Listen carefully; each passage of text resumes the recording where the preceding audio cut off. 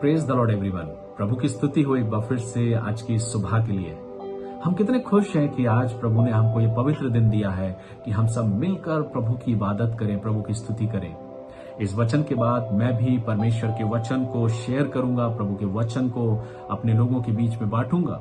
लेकिन इससे पहले मेरा ये प्रयास है कि जो वचन एवरीडे में आपको इस YouTube के जरिए आप तक पहुंचाता हूं वो आप तक अवश्य पहुंचाऊं। और इसलिए एक बार फिर से आपके बीच में मैं उपस्थित हूं प्रभु के वचन को लेकर। आइए हम वचन में चलते हैं।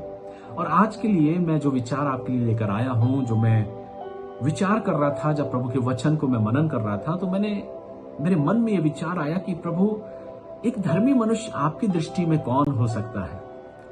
और मैं सोचने लगा कि कौन हो सकता है वो धर्मी मनुष्य।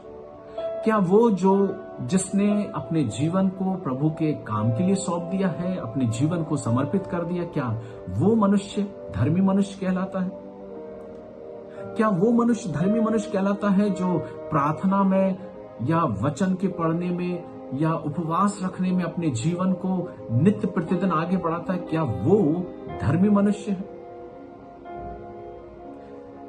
मैं विचार करने लगा कि क्या प्रभु इतना ही पर्याप्त है एक व्यक्ति को धर्मी बनने के लिए?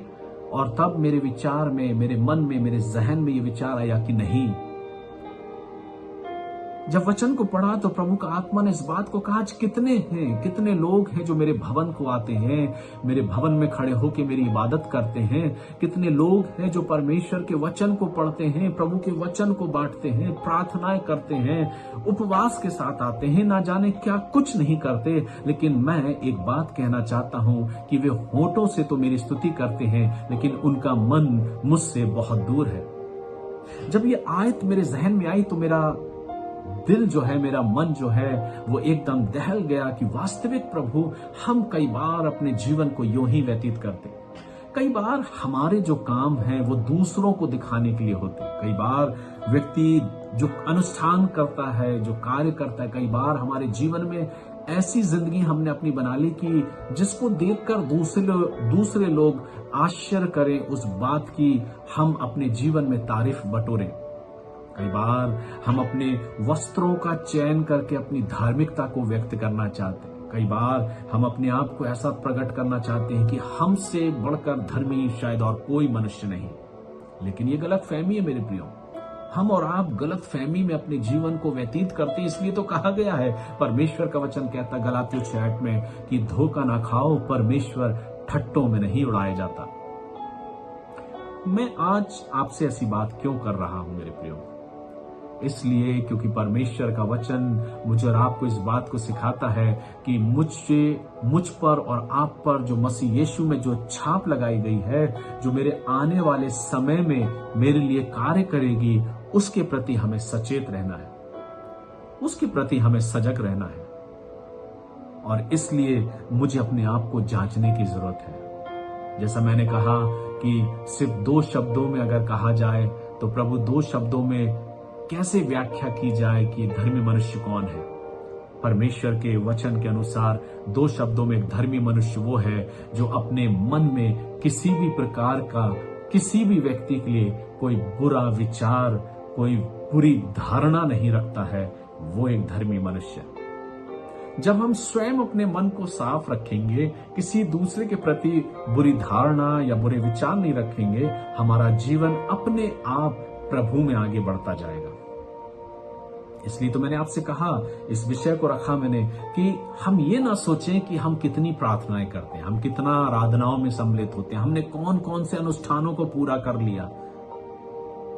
इससे ये साबित नहीं होता मेरे प्रियो।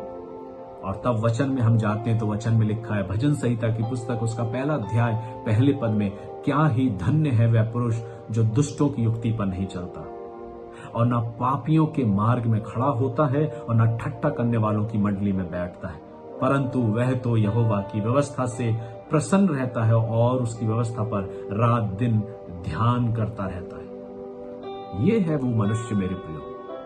इससे पहले कि भजन संहिता के 150 अध्यायों को पढ़ा जाए और अपने आप को एक धार्मिकता की रीति से, अपने आप को एक धर्मी की रीति से प्रकट किया जाए, वचन प्रारंभ में ही हमको सिखा देता है, क्या ही धन्य है वह पुरुष वो पुरुष जो अपने मन में बुरी युक्तियों को नहीं उत्पन्न करता, जिसका मन साफ है, और तब वो साफ मन से परमेश्वर के भवन में जाता है, जो दूसरों को अपने से बेहतर समझता है। ये नहीं कि हम परमेश्वर के वचन में गए, आराधना में सम्मिलित हुए, आराधना किया, सब कुछ किया, स्तुति किया, सब कुछ किया, लेकिन हमारे मन में बहुत कुछ भरा रहता है। हमारे मन में बहुत से विचार होते हैं जो दूसरों के प्रति रहते हैं।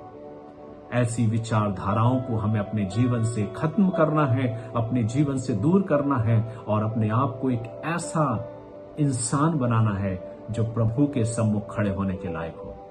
इसलिए आज की सुबह जब प्रभु के भवन के लिए जा रहे हैं, अपने आप को जांचें, अपने आप को परखें और कहें, प्रभु मैं अपने आप को बदलना चाहता हूं, मैं आपके भवन में बदलने के लिए आता हूं। मैं अपने आप को बेहतर नहीं बनाता प्रभु, मैं अपने आप को उन्नत नहीं कहता प्रभु, पर मैं ये कहता हूं कि प्रभु मैं आपके वचन में आगे बढ़ता जाऊं। जैसा वचन आपका कहता है कि मैं अपने मन में किसी के प्रति भी कोई भी गलत धारणा, गलत विचार लेकर नहीं, पर एक साफ सुथरा और सुंदर मन लेकर मैं आपके बीच में उपस्थित होता हूं। प्रभु मेरे जीवन को आशीषित कर, मुझे ऐसा बना कि मैं आपके अनुरूप बन सकूं और मेरे जीवन से आपकी बड़ाई हो सके। प्रभु इन वचनों के द्वारा आप सबों को बहुत अधिकाई की आशीष प्रदान करें। God bless you.